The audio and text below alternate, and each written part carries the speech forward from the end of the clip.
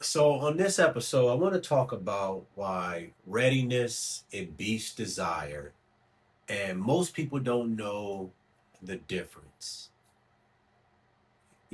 Wanting something and being ready for it, they're not the same thing. And confusing the two is why a lot of capable entrepreneurs stay frustrated. Desire, it feels powerful, readiness feels boring. But systems, they don't reward desire, they reward readiness. So if you understand just that one difference, you stop taking denials personally and you start seeing them structurally. So let's talk about why desire feels like it should be enough. So you got entrepreneurs who are driven by urgency. We move fast, we execute quickly, we think momentum solves everything. So when we want something, whether it's funding, scaling, growth, we assume that effort should unlock it. But effort isn't the currency of systems. Stability is. The banks, they don't care how hungry you are. The systems doesn't care how motivated you feel. It evaluates patterns. Patterns. So let's talk about what readiness actually means. Readiness is alignment between behavior, timing, structure, risk, history, and let's break those down.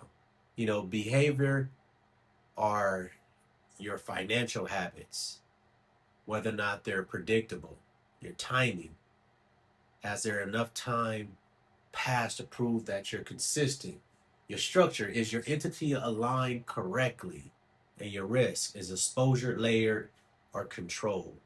History, is there enough seasoning to evaluate you or your business? Readiness is measurable, desire is emotional. So let's talk about like why smart people still rush. And here's the truth. Most capable people, they don't fail because they're reckless. They fail because they're early. You know, Pressure accelerates applications, but pressure, it doesn't accelerate seasoning. I'll give you some examples. You raised revenue last month and you apply immediately. That's what's considered to be desire. You open a new account and you apply in 30 days. That's desire. Uh, you fix your utilization this week and you apply next week. That's considered desire. So readiness would wait for consistency. You know, let's talk about the cost of being early. Applying before readiness, it creates three costs.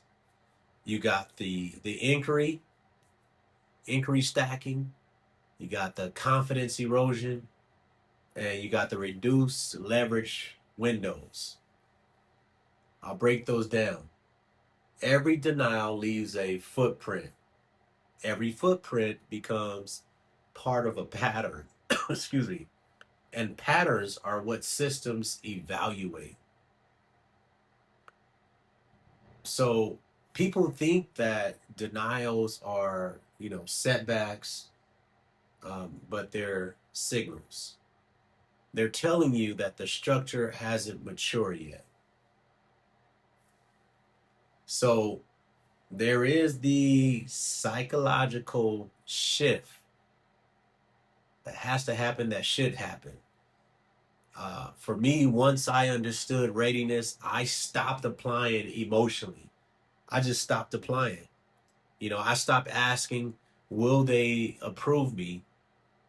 And then I started asking, what signals am I sending? I wanted to make sure that my stuff was tight. So that question alone changed behavior. It changed mine. So you begin preparing instead of hoping. You're designing instead of chasing, and you're positioning instead of requesting. Let's talk about why desire versus readiness in real life. Let's do that, right? Try to make this real practical. Desire says that I need funding now. And readiness says my profile is already aligned. So, funding becomes accessible. Desire, it asks for urgency. And readiness earns timing. So when readiness is present, approvals feel normal. And when it's absent, denials, they feel personal. Man, they tripping on me. So most entrepreneurs, they don't have a capability problem. They have a sequencing problem. They're applying before they are aligned. And when you understand that readiness beats desire, you stop fighting the system. You start working with it. I know I had to. So, if this perspective, if it connects, the full readiness framework is mapped out step by step at robinsyourwaylevels.com. No hype, just structure. That's RYWLevels.com. No hype, just structure.